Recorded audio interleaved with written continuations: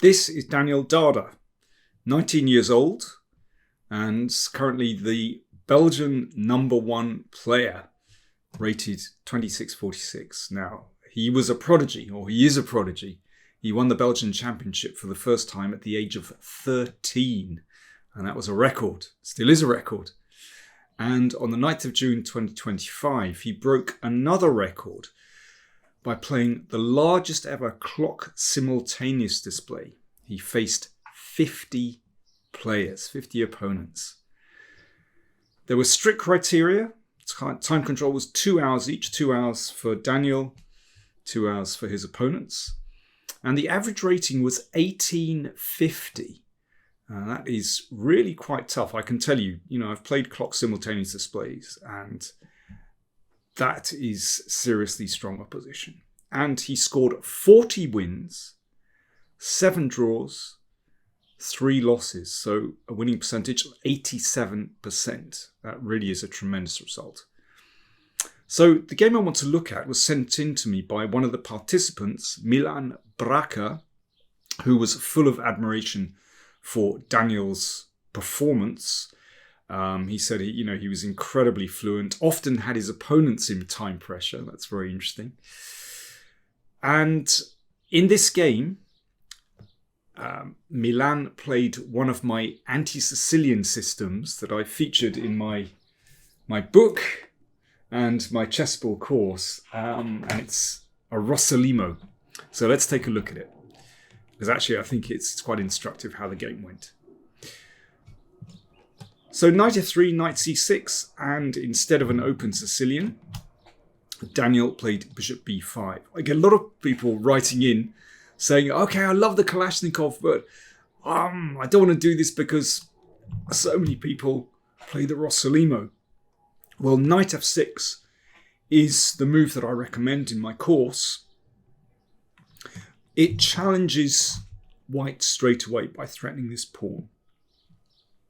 Now, there are basically 3 moves here. Knight c3, bishop takes c6, or e5. And e5 is the move that Daniel played. So knight d5. So the knight is very comfortable in the middle. And Daniel exchanged on c6 and then played d3. Here, I actually feel that exchanging on c6 at a very early stage, I think is a little bit inaccurate, because, as I've pointed out here, that bishop actually has the option to go to f5 or g4. And you can even make moves like h6 and g5 and play really aggressively with black and potentially castle queenside.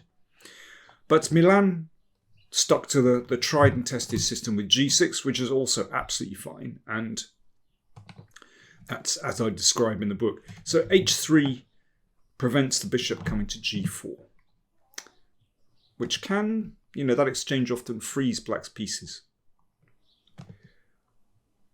But this kind of position I looked at in the course.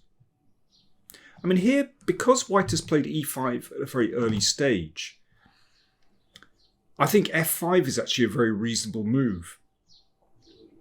I think white should exchange, and black is very comfortable here with the 2 bishops. I think the only trick is don't play f5 too early, because it can give away e5 or g5 squares. And this bishop often sits quite well on f7, just securing kingside. The queen often comes to c7 and maybe the knight into f4. I think black is fine there. But Milan stuck to the tried and tested method that I described in the course, and that's maneuvering the knight to d4. So hitting the outpost, basically. And this is often the problem for white in so many anti-Sicilian systems. Now, knight e6 immediately is possible, but queen d5, I rather like this actually. It's a very provocative move. So the queen looks in all directions and starts to put a little bit of pressure on that pawn on e5. And now knight e6. So yes, black is trying to provoke a reaction. After c4, The queen drops back and maybe rook d8 and some pressure on d3 against that backward pawn. But Dardha plays knight c3 instead, so pushing the queen back in another way. Knight e4 and b6. So black is preparing to play the knight to the outpost. This is the key maneuver in this system against the Rossolimo. Because white now has a slight problem. That knight on d4 is a beautiful piece and it has to be dealt with in some way.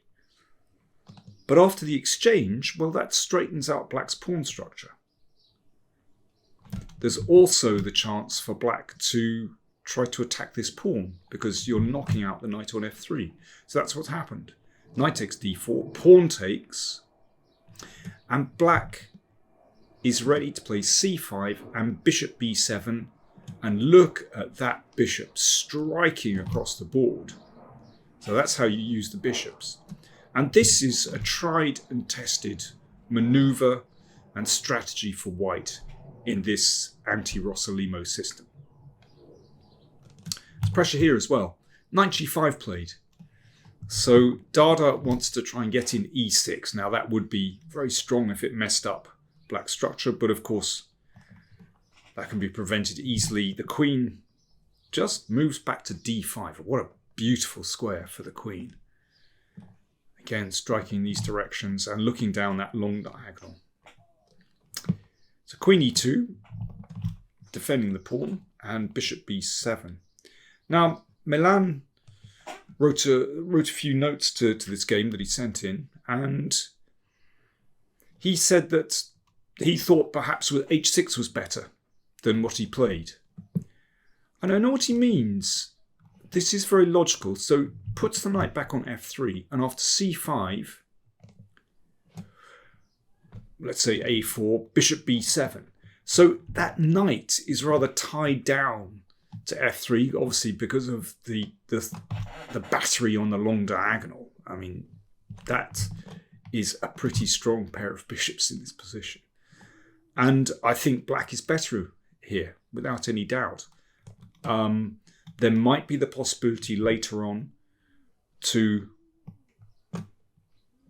bring the rook over here, maybe push with c4. There's another maneuver which is quite nice. Rook c8, c6, e6, put some pressure on e5. Maybe even put a rook here and a rook here and play f6 or f5 and start a kingside pawn advance. Black certainly has more possibilities than white in that position. But he played bishop b7 immediately, which I also like. And probably it looks better for white to push this pawn. And that means that the knight can drop back to h3, and you can see that pawn blocks the long diagonal. I still think I prefer black in that position, but that's a better way for white to play. But instead, Dardha played e6, and Milan writes that Dardha is very aggressive against weaker players. Well, that often brings him rewards, I guess. But in this case, it's a mistake. So it went f6. Obviously, if this is exchanged, then the knight finds this beautiful square on e6. But f6, knight f7, which at first glance looks quite tricky, having this knight sort of round the king, supported by the pawn, but actually black is just better here. Because after c5, this pawn is really vulnerable. You know, it's going to be rounded up by this maneuver. f4, or indeed, bishop c8 immediately. This is the game continuation. It's possible to play rook c8 to c6 and bishop c8. But I don't see much wrong with bishop c8 as played. Milan thinks that this is the best for white. And although white is a pawn down. He thinks that white has enough play. Well, maybe. I mean, I still prefer black in that position. I think, black has good chances to untangle in this position with bishop f8, and then you move the rook away, or maybe f5 and bishop f6. I feel that black should be better in that position. Anyway, that's by the by. After bishop c8, c4 played. An exchange on c3, and now black is a clear pawn up. As he said, it's now just a matter of technique. This is the pawn on d3 is weak, so black is a pawn up and has a better structure. And I mean, to be honest, the rest of the game I think was very smooth. I don't think there's too much of interest. If g3, then e5 exploits the pin. But I'll just zip through the final moves. I think, Milan played very well. Simple idea. Just gang up on the weak d-pawn. Exchange some pieces. Now this bishop comes back into play. And an exchange of bishops offered. And e5. So this basically creates a pawn majority on the king side. And this is pretty smooth. So this prevents, as Milan writes, this prevents counterplay with b4. There's an issue. Well, there are lots of issues here. I'll show you what the issue is. So nice centralization. Yeah, if b4, you can see, for example, rook d4 forces an exchange of rooks because of the threat here. The game finished like this. f4. Good, creating a passed pawn. The king has to stick to the d-pawn. And now one of the ideas is to give a check and put the rook on e3. Just hitting these two weak pawns and starting to support the f-pawn. So that's happening anyway. And this pawn rolled through. And rook e1 is the kind of winning move I really like. Simple transposition into a pawn endgame. So here Dardha resigned because if the rooks are exchanged, pawn takes pawn, black is a pawn up with a simple win. So well done to Milan Braca. A very nice win. I'm delighted to see that my system against the Rossolimo is working very well. Again, if anyone's interested in the book, you can get that directly from New in Chess. You can also get the course from Chessable. But in fact, what a fantastic result from Daniel Dardha.